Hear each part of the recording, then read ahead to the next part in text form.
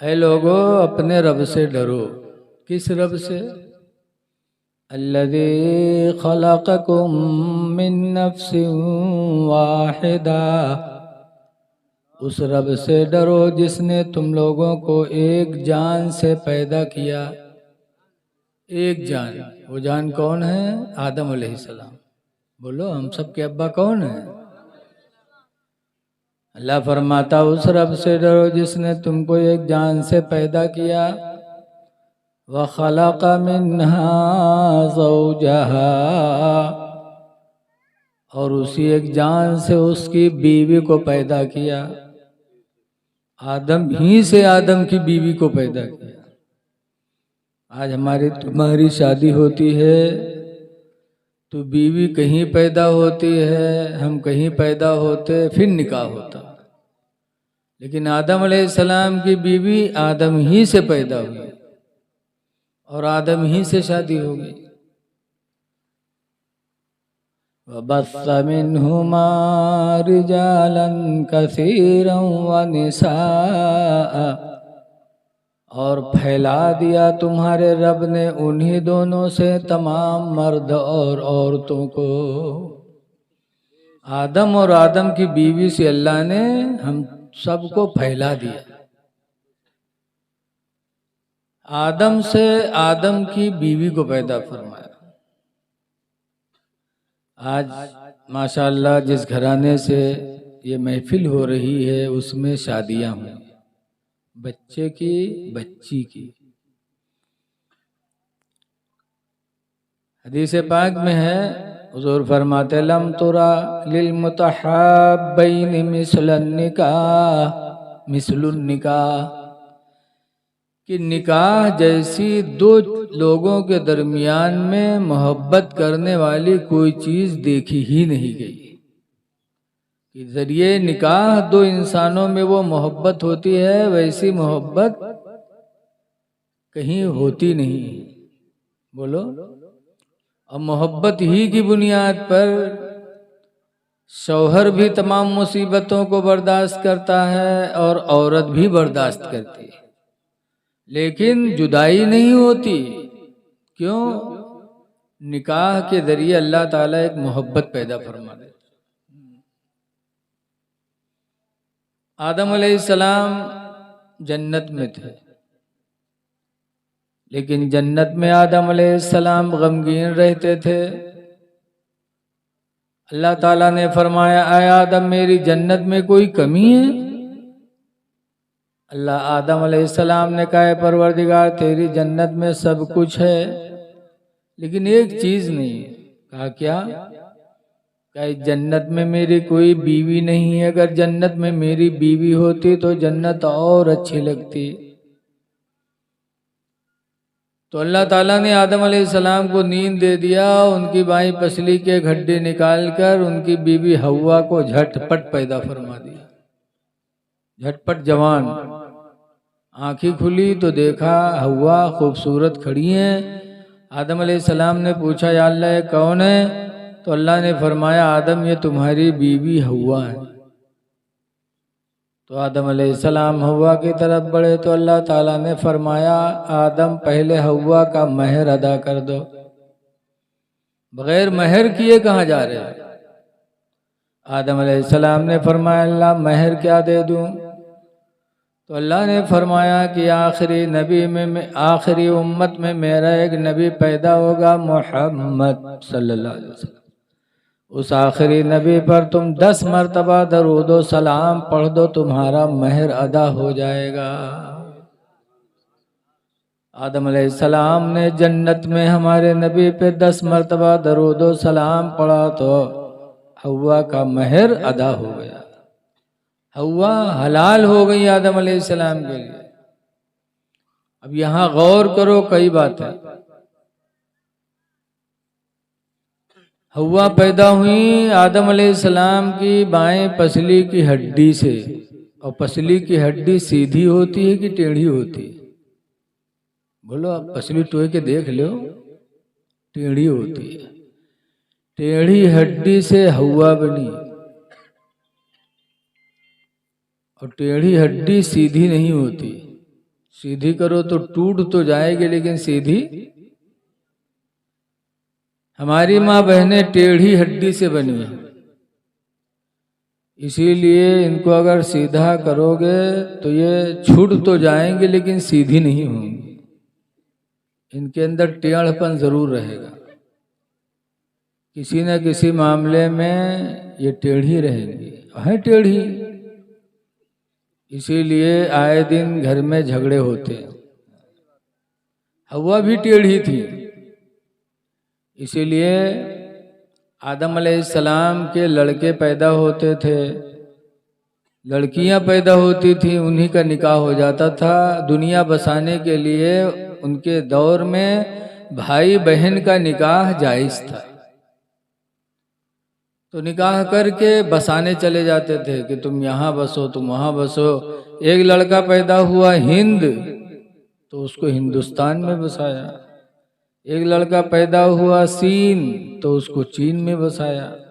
तो लेके जाते थे, बसा के वापस आते थे।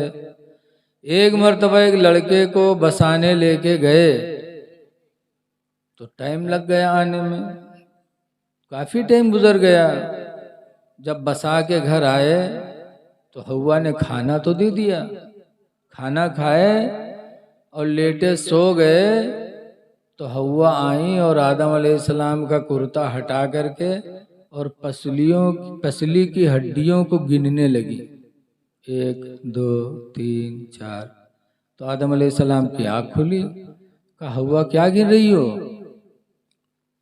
कहा देख रही हूँ कि एक हड्डी और तो नहीं निकल गए है आपके, एक हड्डी से तो हम बनी हैं, अब की बहुत दिन के बाद आए हो तो देखे थे एक हड्डी और तो नहीं निकल गए, कौन हव्वा और कहूँ तो नहीं है जहाँ इतने दिन तुम टिके रहो। ये मिजाज था हव्वा का। यही हाल है आज हमारी माँ बहनों का कि अगर चले जाओ कहूँ 8 9 बजे 10 बजे रात के आओ तो दरवाजा ना खुली, पूछो हलाओ खोलो, कहाँ आए हो? मुँह जाओ फलनिया खुआ जाओ, जहाँ रहो, यहाँ कहा करे आए हो, जाओ। ये हमारी माँ बहनों को जो मिजाज मिला है हव्वा से मिला है। टेढ़ी है, टेढ़ी ही रहेंगी। इसीलिए हदीस शरीफ में है कि इनके साथ अच्छा सलूक करो, इनकी बातों पे न जाओ। इनकी बातों पे गए तो घर बर्बाद।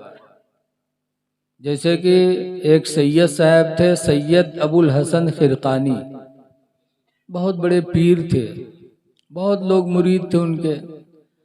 एक दफ़ा कुछ मुरीदों ने सोचा कि काफ़ी दिन हुआ है हजरत से मुलाकात नहीं हुई, तो कुछ मुरीद लोग चलते चलते पैदल खुरासान पहुँचे और हजरत के दरवाजे पे जब गए, दरवाज़ा खटखटाया तो हजरत नहीं थे, हजरत की बीवी निकली। मुरीदों ने सलाम किया, कहा हजरत कहाँ है? तो उनकी बीवी चौंकी, कहीं हजरत? हजरत कौन भैया? यहाँ हजरत को है। कहीं हमारे पीर हजरत सैयद अबुल हसन खिरकानी। कहीं हाँ उका तुम लोग हजरत कहा था, दज्जलवा कहीं है वो हजरत हो। अब मुरीद लोग खड़खड़ाने के हाँ हम लोग मुरीद हैं, अब मेहरुआ दज्जाल मक्कर बताओ था। तो मुरीद तो बेचारे परेशान थे कि हमार पीर मुरीद होना फोकट गवा। तो पूछा कि कहाँ है? तो कहनो लकड़ी ले गवा है, जंगल अब्बे आवत हुई। मुरीद लोग खड़े इंतजार ही कर रहे थे कि इतने में हजरत सैयद अबुल हसन खिरकानी जंगल के शेर पर बैठे और लकड़ियों का बोझ आगे रखे और घर की तरफ आ रहे थे। जंगल के शेर पर बैठ कर आए। मेहरुआ देखिस तो भाग घर में, कैस हाय वद दजलवाद शेर उठा बलाय लावा है। हाँ, घर में भाग। पीर मुरीद बेचारे कहाँ चले जाएं? हजरत आए, शेर से नीचे उतरे, लकड़ियों का बोझ नीचे उतारा।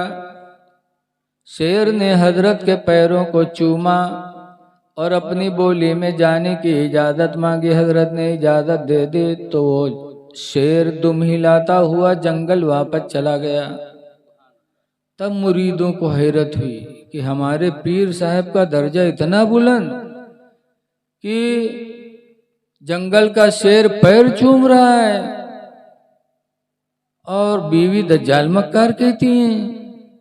तब मुरीदों ने हजरत से पूछा कि हजरत आपका मर्तबा तो इतना ऊंचा कि शेर आपकी फर्मा बरदारी करे, शेर आपका पैर चूमे और आपकी बीवी दज्जाल मक्कार कहती हैं।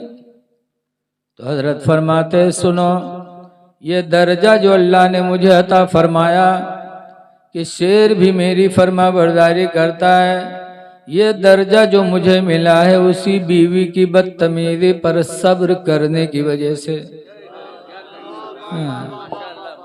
कि जाहिला है मेरे निकाह में आ गई, बदतमीजी करती है, मैं सब्र करता रहता हूँ ना, आज तक मैंने मारा न कभी गाली दिया न कभी तलाक का इरादा किया।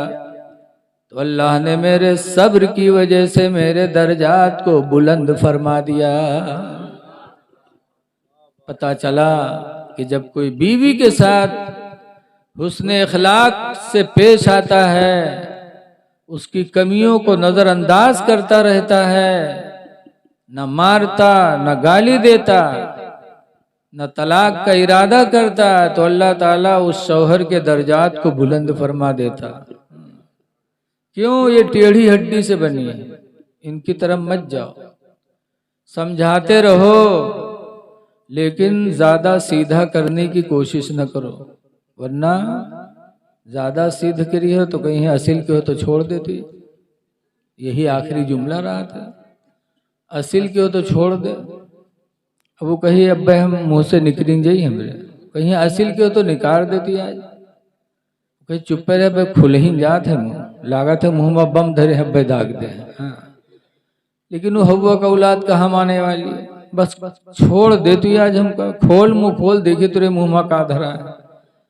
और जब बेचारा ना समझे मैं हम मुंह खोलत है तो एक नहीं अल्लाह जाने कत्ती दफा तिलाक तिलाक बक्कत है। और जब बक बुक के चुपई है जनी है कि अब तो हमारे के मामला खत्म है, तब परेशान हुए। तब जई है मदरसा माँ कब हूँ मौलवी मौलानस न बोली है, अई नो बताए जे तो जई है दूर से कहें हजरत सलाम अलैकुम, का बात हो यहाँ हजरत घर में झगड़ा हुआ तो गुस्सम तिलाक दे दिया। कई दफ़ा दिए हो, कहीं नहीं तो गुस्सम जाने नहीं पाए, कई दफ़ा बक गए।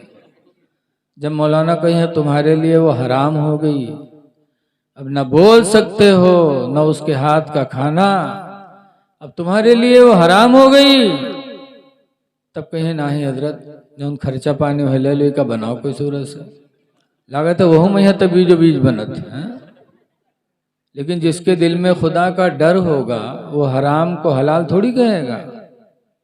गए हुआ से दूसरे मदरसा हुआ भगाए गए, इत्तेफाक से रास्ता में एक दज्जाल मौलवी मिल गया। मौलवियों में तो बहुत दज्जाल टहरत है। एक दज्जाल मौलवी मिल गए, उनसे कहें हजरत ऐसा ऐसा मामला हो गया का बना दो जो खर्चा पानी में ले लो। तो मौलवी कहें कत्ता दे हो, तो कहें जौन कहिए तो दे देवे। तो मौलवी कहा थे रुपया लेवे 10,000, लेकिन काम तुम्हारे बिल्कुल लोहा कह देवे। तो मेहरबक मोहब्बत बाद में दे 10,000। मस्जिद मदरसा में चंदा देखो तो जू निखरी। औरत के मामला दे दी 10,000। जब 10,000 पाएगे मौलवी तो कहा था अच्छा ही बताओ कौने दिन तलाक दिए रहे थे। तो सोचिस चाचिस बड़ी देर बाद के इसके इतवार के दिन रहे मौलवी साहब। तो मौलवी कहा था इतवार के दिन रहे, इतवार के कहाँ तलाक पड़ता। इतवार के दिन कोर्ट कचहरी सब बंद रहा था, तलाको बंद रहा था। जा तो तलाक नाइब है, लगाए थे दज्जाली की मुहर। हाँ, तो जैसे जैसे तलाक देने वाले वैसे वैसे मसला बताने वाले भी दज्जाल मौलवी तैयार हो गए। हाँ, ऐ लोगों निकाह फिक़ह की किताबों में लिखा है निकाह मिसल शीशा के है। किताबों में लिखा है निकाह शीशा है और तलाक पत्थर है। और पत्थर जब शीशे पर पड़ता है तो शीशा फूटता है कि नहीं फूटता है? बोलो, चाहे उसका हंस के मारो और चाहे मुंह बनाए के मारो, गुस्सा से मारो तो भी शीशा फूटेगा और मोहब्बत से पत्थर मारो तब भी शीशा फूटेगा। ऐसे ही तलाक है, अगर तुमने गुस्से से दिया तब भी तलाक, और मोहब्बत से दिया तब भी तलाक। इसलिए निकाह तो मेरे नबी की सुन्नत है और तलाक देना मेरे नबी की सुन्नत। बोलो, तलाक न दिया करो। रसूलुल्लाह सल्लल्लाहु अलैहि वसल्लम ने निकाह तो फरमाया लेकिन तलाक नहीं दिया। तुम उनके उम्मती हो, इसको अपनाने की कोशिश करो। सरकार के निकाह में कई बीवियां थी, 11, और महल नहीं बने थे सबके। खजूर के पत्तों के झोपड़े अलग अलग सबके लिए सरकार ने बनवाया था। वो औरतें जिनके बारे में कुरान करीम में अल्लाह फरमाता, या निसा अन्नबी, ऐ नबी की बीवियों, लस्तुन्ना का अहदिम मिनन निसा, तुम्हारे तरह हरगिज हरगिज दुनिया की कोई औरत नहीं हो सकते। नबी की औरतों की तरह दुनिया की कोई औरत नहीं हो सकती। जिनका मकाम कुरान ने इतना बुलंद किया, वो कहाँ रहती थी? खजूर के पत्तों के झोपड़े में रहती थी। जिनका मकाम अल्लाह ने पूरी दुनिया में औरतों के ऊपर बुलंद किया, उनकी जिंदगी खजूर के पत्तों के झोपड़े में गुजर रही थी। लेकिन वारे रसूलुल्लाह का इखलाक कि उनकी बीवियां कितनी मोहब्बत करती थी। 11 हुजरों में 11 बीवियां अलग अलग थी। एक दिन एक बीवी जिनका नाम सौदा है, सरकार की औरतों में सबसे बुढ़िया ज्यादा सौदा थी। सौदा बुढ़ापे के काफी मंजिल तय कर चुकी थी। एक दिन सौदा के झोपड़े में जाके किसी ने बता दिया कि रसूलुल्लाह सल्लल्लाहु अलैहि वसल्लम ने आपको तलाक दे दिया। जैसे सुना कि सरकार ने तलाक दिया तो सौदा के मुंह से एक चीख निकली और रोते रोते बेहोश होने लगी। इतने में अल्लाह के रसूल तशरीफ लाए। फरमाया, सौदा रो रही हो? सौदा कहते हैं, अल्लाह के रसूल, मेरे माँ बाप आप पर कुर्बान हो जाएं। कौन सी गलती सौदा से हो गई कि आपने मुझे तलाक दे दिया? कौन सी गलती हो गई अल्लाह के रसूल? तो सरकार फरमाते हैं, सौदा किसने कहा? मैंने तो तलाक नहीं दिया है। जैसे सरकार ने इतना कहा मैंने तो तलाक नहीं दिया, तो सौदा के रोते हुए चेहरे पे फौरन खुशी के असरात आ गए। खुश हो गई। क्यों? जानती थी कि सरकार झूठ नहीं बोलते। बोलो, कह दिया मैंने तो नहीं दिया। फौरन सौदा को यकीन हो गया कि सरकार ने नहीं दिया। आज हम तुम चाहे जब तक कसम थे लेकिन मेहरुए माना था। कह देते तुम जरा तावा पे चूतर रख दो तब तुम्हारा हम बात न मन पे जाना था हमारा तुम्हारा मक्कारी। दिन भर रात दिन फरेब 420। लेकिन रसूलुल्लाह की जिंदगी क्या शान थी मेरे पैगंबर की। सौदा खुश हो गई। जब खुश हो गई तो सरकार फरमाते हैं, सौदा तुम बूढ़ी हो गई हो, इस मंजिल में आ चुकी हो कि अब तुम्हें शौहर की जरूरत नहीं है। लेकिन अगर मैंने तलाक तो नहीं दिया लेकिन दे दूं तो तुमको इतना गम नहीं करना चाहिए। तो सौदा कहते हैं, अल्लाह के रसूल, मैं बूढ़ी हो गई, इस उम्र में मुझे शौहर की जरूरत तो नहीं है, लेकिन अल्लाह का वास्ता देती हूँ आप मुझे तलाक न देना, इसलिए कि अपने निकाह में बाकी रखना, ताकि कल क़यामत के दिन जब मैदान महशर में कोई फरिश्ता मुझे रसूलुल्लाह की बीवी कह के पुकारेगा तो मेरा सर फख्र से ऊंचा हो जाएगा। ये मोहब्बत थी सौदा की सरकार से। इतना अच्छा इखलाक सरकार का। सरकार ने कभी तलाक नहीं दी अपनी बीवियों को, और आज उनके मानने वाले जरा जरा सी बात पर औरत को तलाक दे देते। लिखा है जब कोई तलाक देता है तो अर्शे आदम थर थरा जाता है। क्या आज एक इंसान ने एक इंसान की जिंदगी को बर्बाद कर दिया। आज एक इंसान ने अपना घर उजाड़ दिया। ऐ लोगों, निकाह करो, मेरे नबी की सुन्नत है, लेकिन तलाक ना दो, तलाक देना मेरे नबी की सुन्नत नहीं। मुसीबतें बर्दाश्त कर लो। बाहर से आओ, घर में अगर तो मैं होने लगे तो घर से बाहर निकल जाओ, लेकिन तलाक के बारे में कभी इरादा न करो। इसलिए कि निकाह बहुत बड़ी इबादत है। अपने नबी की सीरत को अपनाओ। एक सौदा बूढ़ी हो गई है लेकिन नबी का दामन छोड़ना गवारा नहीं कर रही है। और आज हमरे तुमरे निकाह में यक्के रहा थे, लेकिन रातों दिन कहा थी मेरे नहीं जाती कि मुंह देखे रोजी ना हो। बोलो, हमारा आपका इखलाक इतना गिरा। औरतें बद्दुआ देती हैं, हालांकि बद्दुआ नहीं देना चाहिए। हदीस पाक में नबी सईदिन खुदरी क़ाला खरज रसूलुल्लाह सल्लल्लाहु अलैहि वसल्लम फी अदहा फतरिन इलल मुसल्ला। अबू सईद खुदरी कहते हैं कि रसूलुल्लाह सल्लल्लाहु अलैहि वसल्लम ईद के दिन या बकरा ईद के दिन ईदगाह निकले।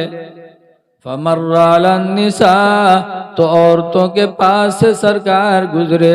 हुजूर के ज़माने में मर्द भी जाते थे मस्जिद में, औरतें भी जाती थी, सब पढ़ते थे। लेकिन बाद में फितना लोगों के दिलों में पैदा हुआ तो औरतों को मस्जिद ईदगाह से रोक दिया गया कि अब तुम मस्जिद में ना आओ, ईदगाह में ना आओ। लोगों के दिल बिगड़ गए। जो रसूलुल्लाह के ज़माने में लोगों के दिल थे वो दिल न रहे।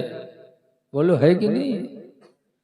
जैसे जैसे ज़माना आगे बढ़ता है बुराइयां बढ़ती जाती हैं, मना कर दिया गया।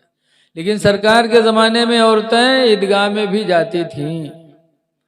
तो सरकार ईदगाह पहुंचे तो फरमाया या माशरन निसा, ऐ औरतों की जमात, तसद्दकना, तुम सब सदका किया करो, सदका दो, अल्लाह की रात में खैरात दिया करो। क्यों?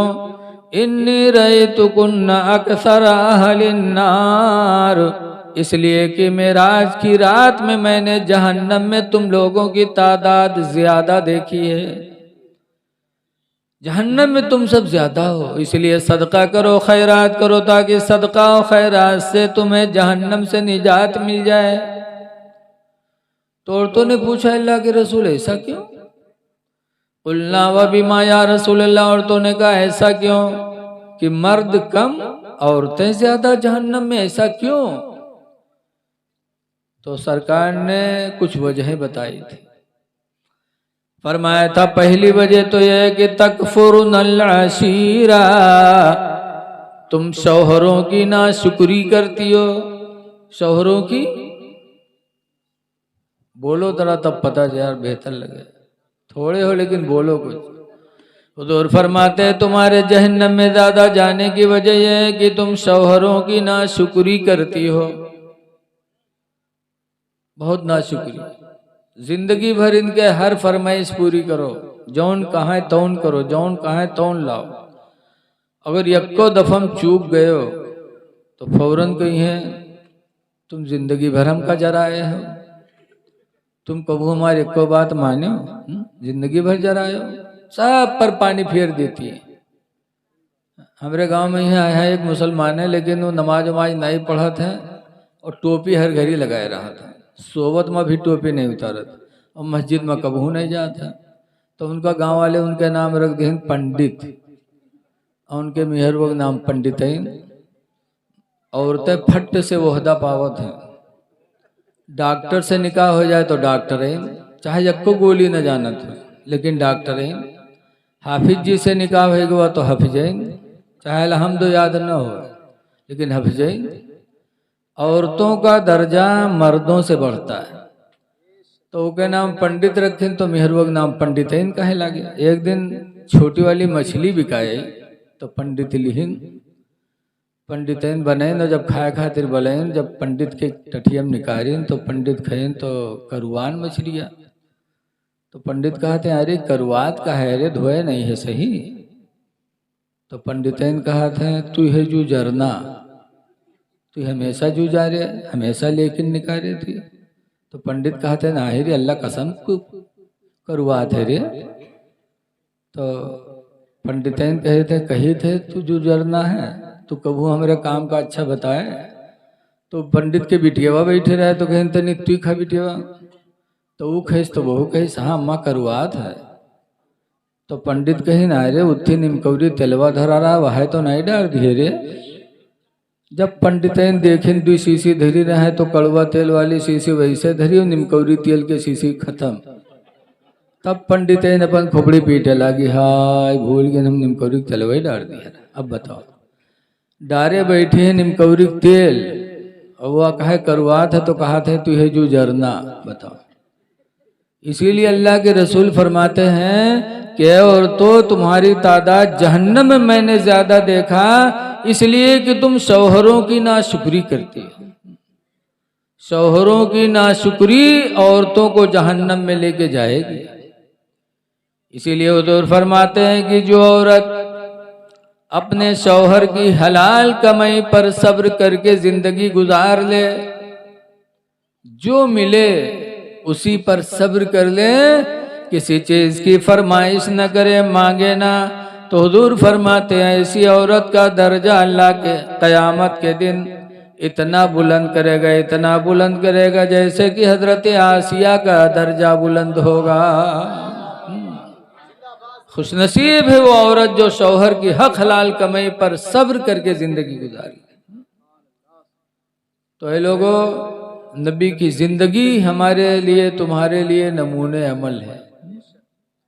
दूसरी वजह सरकार फरमाते व तकस्तुरनल्लाना,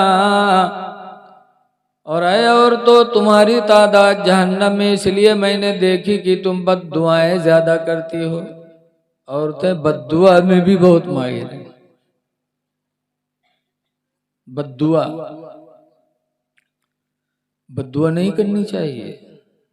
बद्दुआ देने की वजह से औरत जहन्नम में जाएगी। एक जगह मियाँ बीवी थे, झगड़ा करने लगे।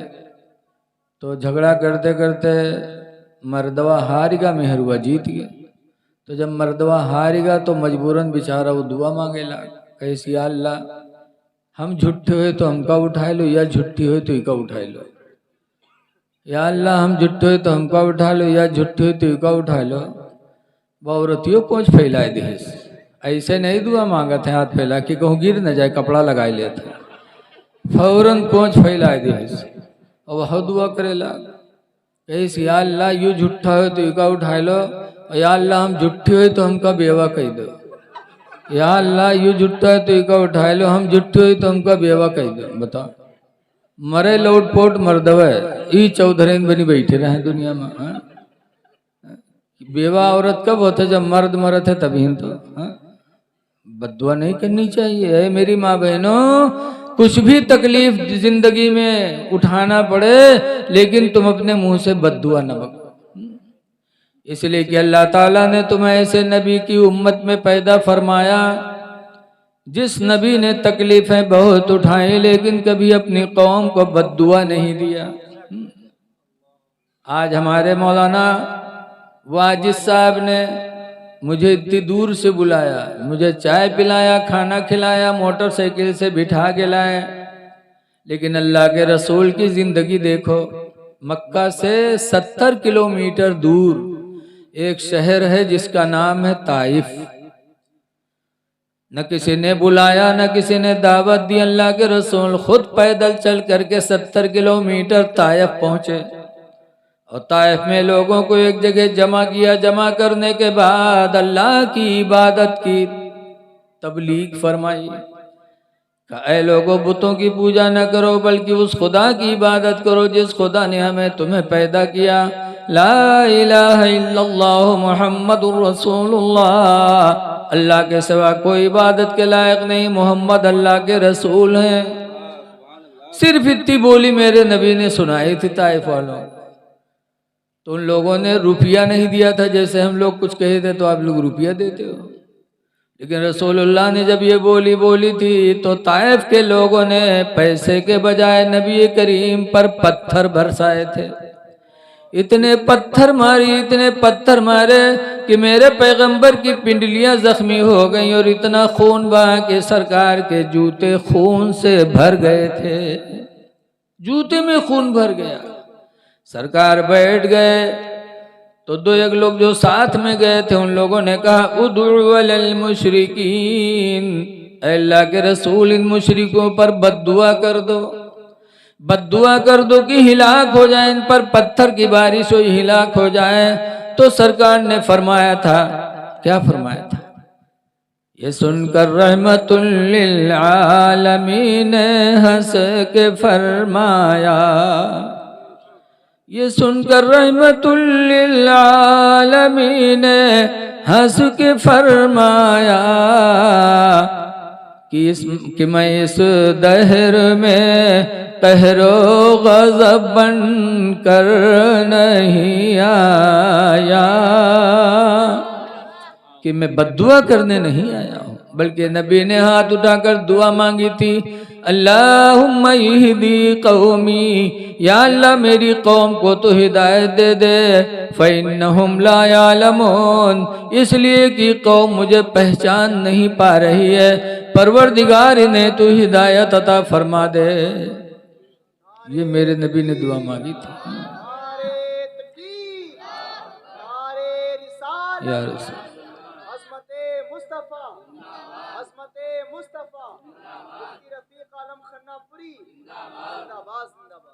इसीलिए कहने वाले ने कहा है, सलाम उस पर कि जिसने बादशाही में फकीरी की, और सलाम उस पर कि जिसने गालियां सुनकर दुआएं दी। ऐ मेरी माँ बहनों, गुस्सा हो तो बद्दुआ न दो, बल्कि उस नबी की जिंदगी को याद करो कि पत्थर खाने के बाद भी मेरे नबी ने दुआ ही दी थी, बद्दुआ नहीं दिया था। इसलिए हमें किसी को बद्दुआ नहीं देना चाहिए, बल्कि हम दुआ न दे सके तो बद्दुआ दें। कहते हैं भीख न दे सको तो तुम भी फोड़ोगे। हमें अपने नबी की जिंदगी हमारे तुम्हारे लिए नमूने अमल है। रसूलुल्लाह सल्लल्लाहु अलैहि वसल्लम का सरापा जिस मोजिजा ही मोजिजा था। आजकल बच्चे पैदा होते हो किहे न रो में तो खतरा लागत है कि मरा तो नहीं है। बोलो, मरे के बाद बच्चा अगर रोए दीस तब तो मामला ठीक, और न रोवा तो गड़बड़ है। और मेरे नबी पैदा हुए तो रोए, मेरे नबी पैदा हुए तो हमारी आपकी याद लेकर के पैदा हुए। उनकी मामना फरमाती है कि हुजूर पैदा हुए, पैदा होते अपने सर सजदे में रखा और होंठ हिल रहे थे। आमना कहती है कि मैंने कान लगाया तो मेरे बेटे मोहम्मद कह रहे थे, क्या कह रहे थे? रब्बे हबली उम्मती, अल्लाह मेरी उम्मत को बख्श दे। आज हुआ है निकाह, शादी ब्याह हुई है और मिलाद नबी की हो रही है। क्यों? वजह यही है कि हुजूर पैदा होते ही उन्होंने हम गुनहगारों को याद किया। रब्बे हबली उम्मती कहते हुए पैदा हुए, रब्बे हबली उम्मती कहते हुए पैदा हुए, और रब ने फरमाया कि बख्शा अस्सलातो वस्सलाम। एक और मौजिज़ा सुना है आप लोगों ने, लेकिन अब कहीं अलग से तो लाया नहीं जाएगा। सरकार छोटे थे, माँ हलीमा की गोद में दूध पीते थे, और जब हाथ उनका चलता था तो उन्हीं के इशारे पे चांद, आसमान का वो चांद भी चला करता था। जिधर सरकार हाथ झुकाते उधर चांद भी झुक जाता। आला हजरत फरमाते हैं कि चांद झुक जाता जिधर उंगली उठाते महद में, महद माने गोद, माँ की गोद में। चांद झुक जाता जिधर उंगली उठाते महद में, और क्या ही चलता था इशारों पर खिलौना नूर का।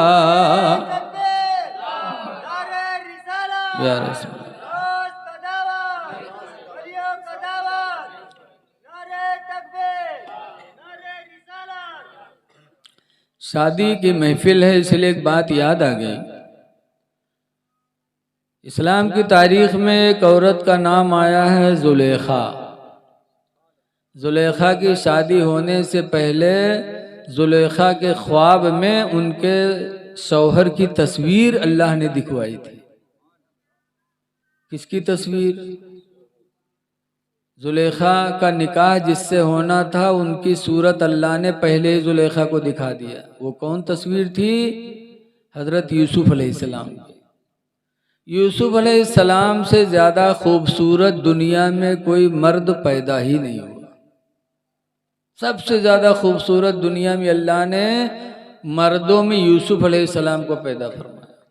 तो यूसुफ की तस्वीर अल्लाह ने जुलेखा के ख्वाब में फरिश्ते के जरिए दिखवाया कि इन्हीं से शादी होनी। अब जुलेखा की आंख खुली तो यूसुफ की तलाश में सरगर्दा हो गई कि वो तस्वीर है कहाँ जिससे मेरा निकाह होगा। यहाँ तक कि होते होते हजरत जुलेखा की शादी मिस्र के बादशाह से हो गई।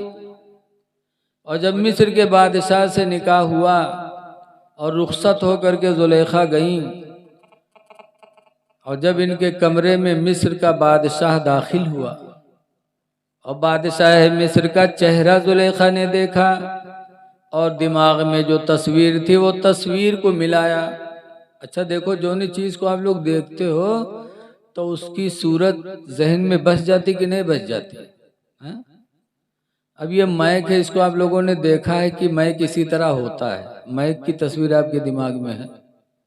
अब हम कहीं मैक न हो, यू सेब हो तो मनियो बोलो, या मोटरसाइकिल हो तो मनियो। मोटरसाइकिल की सूरत आपके जहन में छपी हुई है। जुलेखा के जहन में यूसुफ की तस्वीर छपी थी। और जब मिस्र के बादशाह को देखा, सूरत मिलाई तो अरे ये तो है ही नहीं। उसी जगह जुलेखा का दिल अजीज मिस्र से मुतनफिर हो गया। लेकिन बादशाह मिस्र की बीवी थी, करें क्या, जिंदगी गुजर रही थी कि अल्लाह की मर्जी की यूसुफ अलैहिस्सलाम को उनके भाइयों ने मारकर कुएं में डाला। और अल्लाह जिसे जिंदा रखना चाहता उसे कोई मार नहीं सकता।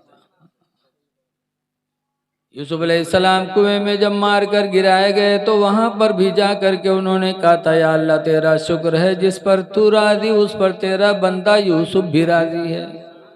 इलाही तेरे फैसले पर यूसुफ राजी है। आज हम लोग तनिक बीमार हुए थे, खटिया पर कांखा जाते कहा जाते, या अल्लाह हम मिन मिले रहा, या अल्लाह हम मिन मिले हैं। बताओ, यूसुफ अलैहिस्सलाम मौत के मंजिल से गुजर रहे थे, लेकिन फिर भी कह रहे थे, अल्लाह तेरा शुक्र है तेरे फैसले पर तेरा बंदा यूसुफ राजी है। तो अल्लाह को अदा पसंद आई। तो एक काफिला जा रहा था, पानी पीने के लिए गया, पानी लेने कुएं में यूसुफ अलैहिस्सलाम को पा गए, निकाला काफिले वालों ने और मिस्र की बाजार में लेके गए तो देखने वालों की लाइन लग गई। ऐसे हसीन थे, पैसा दे दे करके देखने लगे। तो उन लोगों ने कहा हम बेचते हैं। कीमत तराजू रखा जाएगा, एक पलरे में यूसुफ को बिठाला जाएगा, दूसरे पलरे में यूसुफ के बराबर चांदी तौली जाएगी, फिर यूसुफ के बराबर सोना तौला जाएगा। जो इतनी कीमत देगा वो यूसुफ को खरीदेगा। तो कौन दे सकता था? बादशाह के अलावा किसके पास सकता था? बादशाह मिस्र ने जाकर के यूसुफ को खरीद लिया और खरीद कर लेके गए। जब महल में पहुंचाया और जुलेखा की निगाह यूसुफ के चेहरे पर पड़ी तो जो जहन में तस्वीर छपी थी वो तस्वीर सामने जुलेखा ने देख लिया।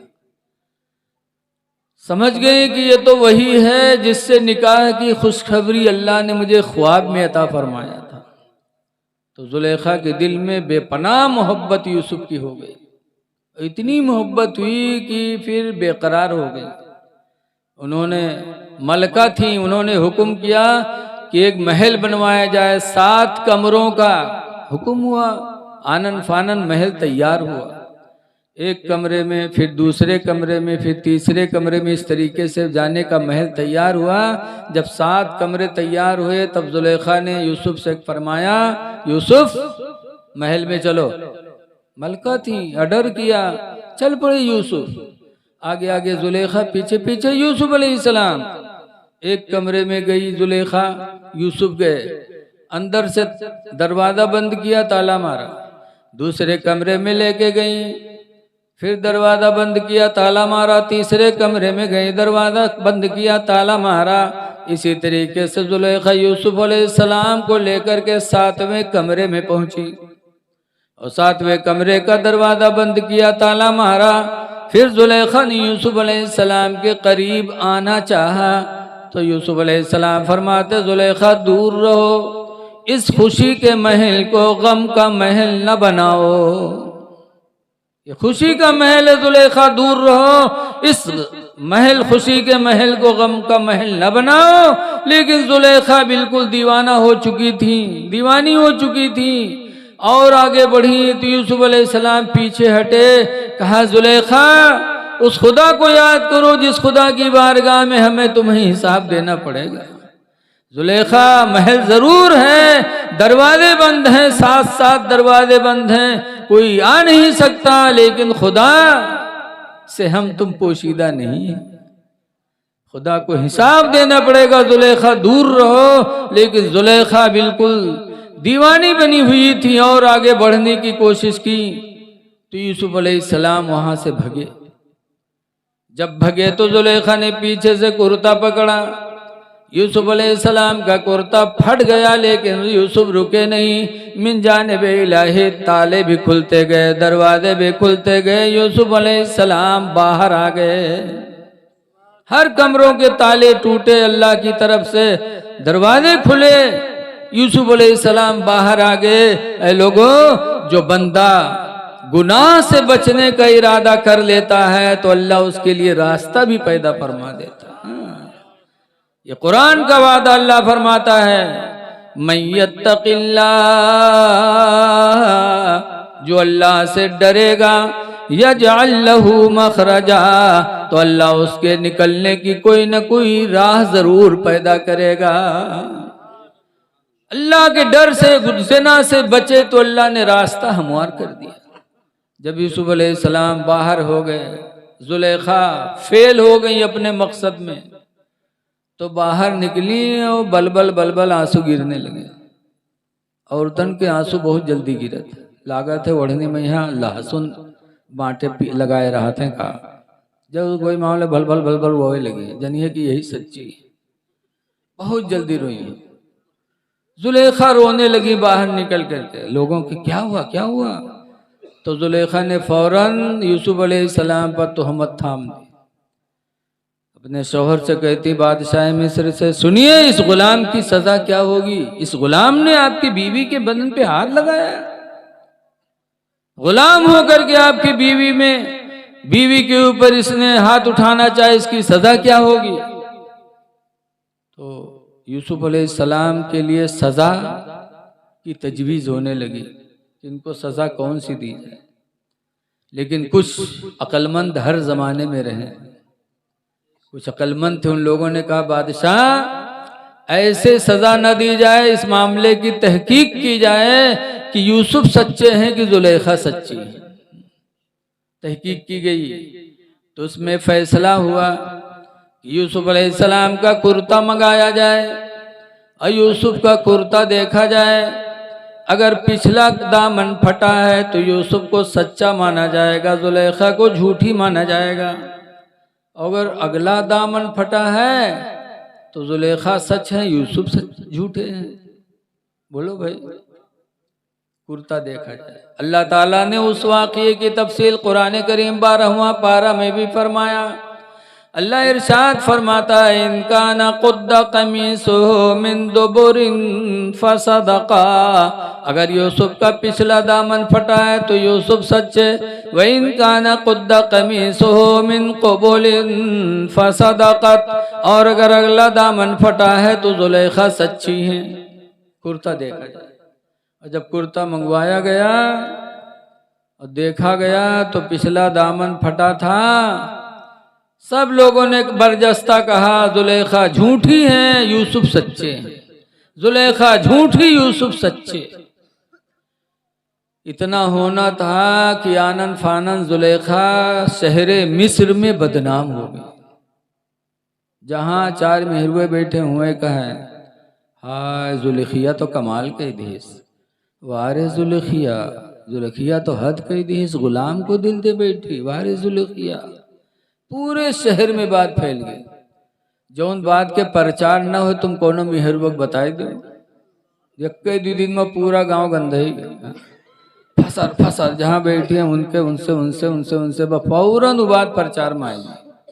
जुलेखा पूरे शहर मिस्र में बदनाम हो गई। जहां मेहरुए बैठे हुए वारे जुलेखिया, हारे जुलेखिया, यही बात जुलेखा के कान सुनते सुनते पक गए।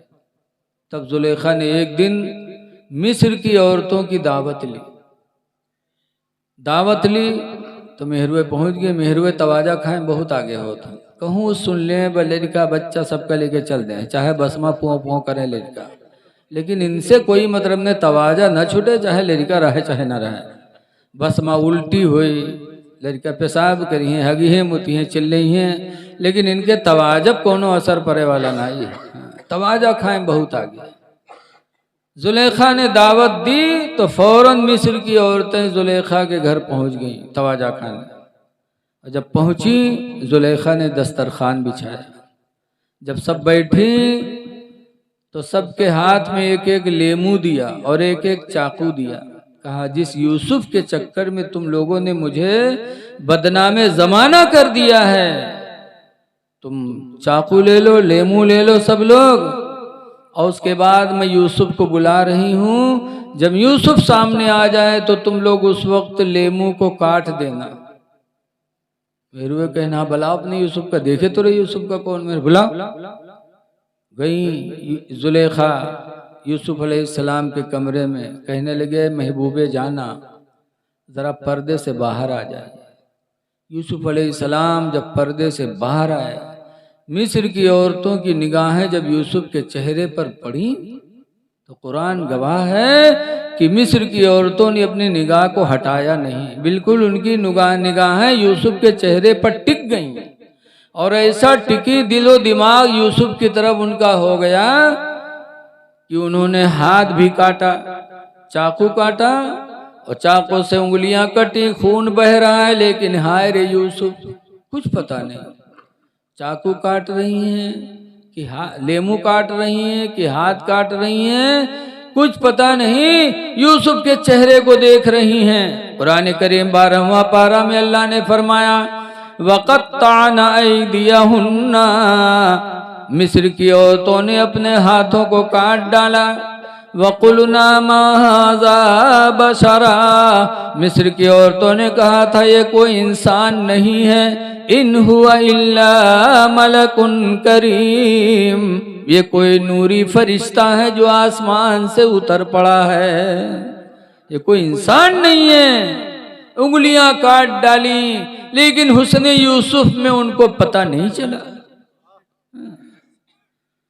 आप लेकिन जुलेखा बदनामे जमाना हो गई और उनकी राज भी फांस हो गई। तो अब जुलेखा की हिम्मत न रही बस्ती में रहने की, तो जुलेखा ने आबादी छोड़ दिया, जंगल पकड़ लिया। तले तनहा जुलेखा जंगल में पड़ी रहती थी और यूसुफ की याद में रोया करती थी। शर्म और हया की वजह से मिस्र में नहीं रह पाई, चली गई मिस्र के जंगल में, और वहां भी यूसुफ की याद में रोती थी। रोते रोते हजरत जुलेखा की बुढ़ापा आ गया, बुढ़िया हो गई। रोते रोते जुलेखा की आंखों की बीनाई भी चली गई। यूसुफ की याद में जवानी भी खो दिया, आंखों को भी खो दिया, रोती थी जंगल में बैठे बैठे, हाय यूसुफ। और अल्लाह ताला ने यूसुफ अलैहिस्सलाम को गुनाह से बचे, सच रास्ता अपनाया, तो अल्लाह ताला ने यूसुफ अलैहिस्सलाम को गुलामी से निजात दे करके मिस्र का बादशाह बना दिया। लोगों ने देखा इतने सच्चे यूसुफ, ऐसा ही आदमी बादशाह होना चाहिए, तो लोगों ने बादशाह चुन लिया। एक दिन यूसुफ अलैहिस्सलाम घोड़े पे बैठकर और जंगल की सैर के लिए गए। जब जंगल में सैर के लिए पहुंचे, घोड़े पे बैठे जा रहे थे और जुलेखा के करीब से यूसुफ अलैहिस्सलाम की सवारी गुजरी, तो जुलेखा तो नाबीना हो गई थी। लेकिन जब यूसुफ अलैहिस्सलाम के बदन की खुशबू जुलेखा को मिली, याद रखो हर नबी महका करते थे, अल्लाह ताला ने अपने हर नबी के बदन को खुशबू से मुअत्तर कर दिया था, महका करते थे। इसीलिए तो मदीने मुनव्वरा में एक लड़की की शादी हुई तो उसको इतर नहीं लगाया गया, बल्कि एक सहाबिया थी उम्मे सुलैम औरत, उनके पास शीशी में नबी का पसीना रखा हुआ था। तो उम्मे सुलैम गई और वही पसीना उस दुल्हन को लगाया, नबी का पसीना। रवायतों में है कि वो दुल्हन इतनी महकी कि नबी के पसीने से पूरी जिंदगी महका की। नहाती थी लेकिन महक नहीं जाती थी। फिर उस औरत उस दुल्हन से जो लड़के पैदा हुए वो लड़के भी महके, लड़कों से लड़के पैदा हुए वो भी महके। तफसीर की किताबों में लिखा है कि नबी के पसीने की वजह से उस दुल्हन की 7 नस्लों तक उसकी औलादें महकती रहीं। 7 नस्लों तक नबी के पसीने की खुशबू से औलादें महकती रहीं। ये मेरे नबी का पसीना था।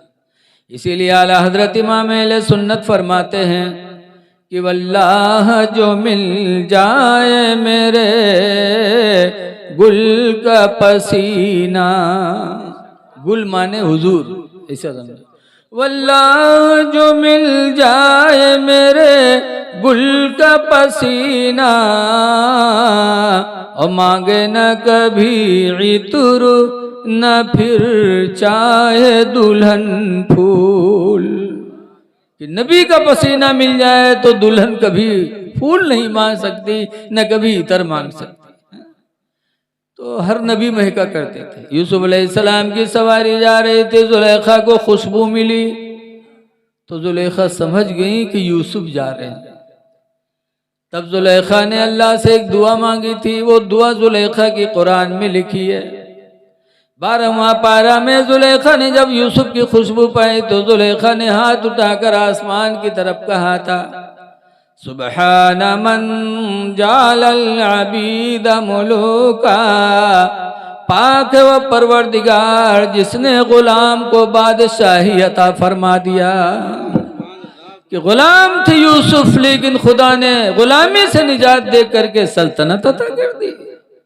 वसुबहान मन जालल मुलूका अबीदा, और पाक है वो परवरदिगार जिसने मुझ जैसी मलका को नौकरानी बना दिया।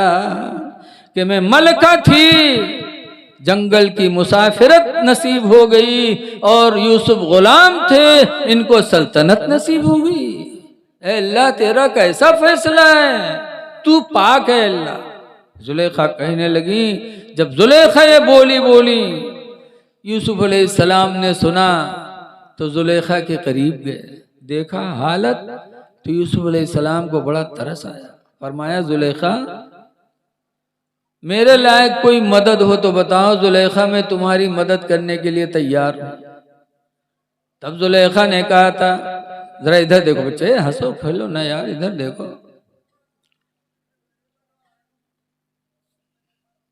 घबराए तो नहीं गए हम, देखो वो खत्म ही करे वाले हैं, हम तो रोज बोले थे, लेकिन अब आप लोगों ने बुलाया है तो सोचते हैं कुछ बातें हो जाएं।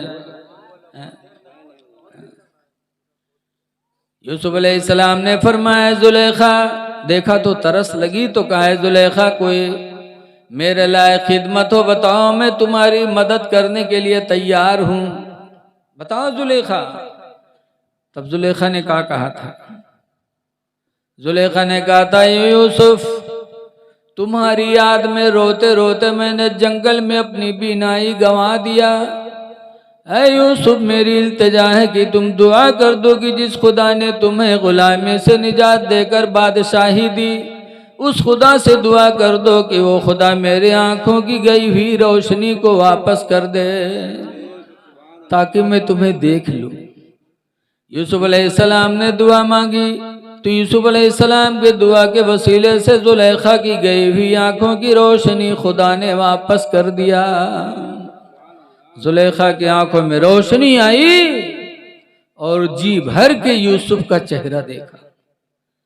फिर यूसुफ अलैहिस्सलाम फरमाते, जुलेखा और कोई मेरे लायक खिदमत हो तो बताओ। तो जुलेखा ने कहा था, यूसुफ दूसरी इल्तिजा मेरी है कि तुम दुआ कर दो कि अल्लाह ताला मेरी जवानी वापस कर दे। तुम्हारी याद में मैंने रोते रोते जवानी गंवा दी, बुढ़ापा आ गया। और यूसुफ दुआ कर दो कि अल्लाह मेरी जवानी वापस कर दे। यूसुफ अलैहिस्सलाम ने दुआ मांगी तो यूसुफ अलैहिस्सलाम के दुआओं के वसीले से अल्लाह ताला ने जुलेखा की जवानी फिर वापस फरमा दी। जुलेखा जवान हो गई। अल्लाह ताला बहुत बड़ा कादिर मुतलक है, अल्लाह मजबूर नहीं है, जो चाहे कर दे। जुलेखा जवान हो गई। फिर यूसुफ अलैहिस्सलाम कहते हैं, जुलेखा और मेरे लायक कोई मदद हो बताओ। तब जुलेखा कहती हैं, यूसुफ मेरी आखिरी इल्तिजा यह है कि तुम मुझे अपने निकाह में ले लो। यूसुफ अलैहिस्सलाम ने जुलेखा की आखिरी हसरत भी पूरी फरमा दी और अपने निकाह में ले लिया। जुलेखा यूसुफ साथ में रहने लगे। फिर अल्लाह ने उन्हीं दोनों से एक लड़की अता फरमाई। आज बिटिया पैदा होते तो हमारे लोगन मुंह चार कोने के बनत, चार कोने के बनत। अल्लाह ने सबसे पहले अपने नबी यूसुफ अलैहिस्सलाम को लड़की ही अता फरमाया था। लड़कियों से न घबराया करो। लेकिन आज हम लोगों की आदत बिगड़ चुकी है। एक जगह ऐसे मिलाद पढ़ेंगे तो खाना खरीद रहा है तो हम पूछें, भैया बच्चे बच्चे करते हैं? तो आदमी वो बोलते रहेगा कि फट से के बूढ़िया बोल पड़ी टाई से। कहते रहे, मौलाना भैया बच्चे कहाँ? चार ठोर भवानी है। हमका भवानी है? भवानी को है? तो कहते रहे, मौलाना भैया चार ठोर बिटिए हैं। हमका तोबा तोबा बिटिए भवानी हो? तुम ऐसे पैदा भैया, तुम हो तो कबू भवानी रही भैया, भवाना बनी हो तुम हो कबू बिटिए रही भैया, बिटियों को भवानी कहती हो? रसूलुल्लाह सल्लल्लाहु अलैहि वसल्लम ने बच्चियों को रहमत इलाही बताया है कि बच्चियां रहमत इलाही हैं। खुदा की रहमत उस घर पे बरसा करती है जिस घर में बच्चियां पैदा होती हैं। हजरत यूसुफ अलैहिस्सलाम, जुलेखा इतने दर्जात वाले, लेकिन अल्लाह ने सबसे पहले एक लड़की अता फरमाई जिसका नाम था बीबी रहमत। और वही बीबी रहमत बड़ी हुई तो उनसे निकाह हुआ अल्लाह के एक नबी अय्यूब अलैहिस्सलाम का। क्या दर्जे बुलंद है। बहरहाल मैं कहना ये चाहता हूँ कि जिससे जिसका निकाह होना होता है अल्लाह ने रोज़े अज़ल ही में सब लिख दिया। जिसका जोड़ा जिसके साथ होना है खुदा ने सबसे पहले लिख दिया। तकदीर पर हमारा ईमान लाना बरहक है। इसलिए जिसकी शादी जिससे हो जाए वो यही सोच ले कि हमारी तकदीर में इनका साथ अल्लाह ने लिखा था तो हुआ है। फिर कभी तलाक का मुतालबा नहीं होना चाहिए। जालिम शौहर मिल जाए तो बीवी कभी जुदाई न सोचे, कभी जुदाई न सोचे।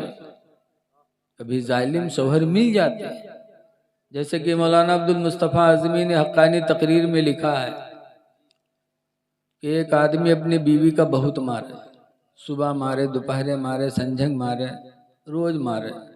इतना मारे कि गांव मोहल्ला वाले के नाम, भैया सीटी बंद करो, मोहल्ला वाले